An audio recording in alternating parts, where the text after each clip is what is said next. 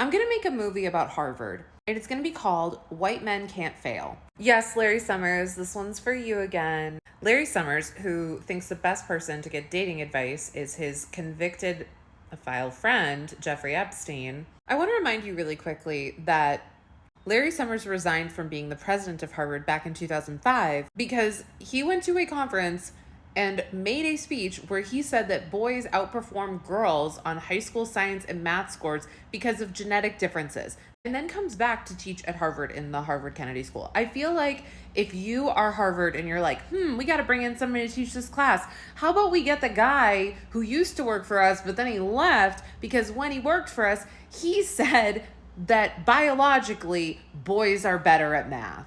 Emails that Larry Summers was sending to Jeffrey Epstein, they were him asking for how to basically emotionally manipulate a woman who was his mentee into having a romantic relationship with him. So he did go back and try to teach one more class. Bold choice, but now he is on leave and being investigated. But when he went back, he addressed the class, and I want to play you the clip of him addressing the class, but he says something in it that is so telling. My shame with respect to what I did in communication with Mr. Epstein. Did you catch that? Did you hear what he called him?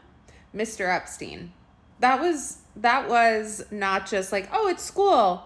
No, that's because Larry Summers has a deep respect for Jeffrey Epstein. Even now, even in 2018, but he still does, and it came out in his words. He still wants his students to hear that name and feel a bit of reverence. Now I want to play for you. Now Larry's gone, and this is the first class that he was not at, where one of his teaching partners got up to basically be like, hey, sorry for the disruption.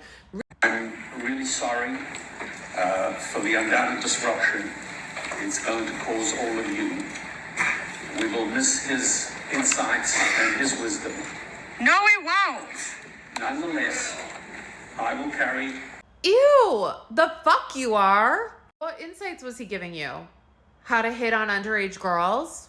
Were you guys using a Ouija board to communicate with Jeffrey to give you tips? If I were you, sir, I would distance myself so fucking fast from anything to do with Larry Summers. In fact, I'd start boycotting the entire season if I were you. Those are such good examples of just like how bad men protect each other. And it's how we end up with Jeffrey Epstein. It's how we end up with people like Larry Summers. We're still supposed to feel like sadness for him, or sadness about like him not being there. He's in my opinion dangerous.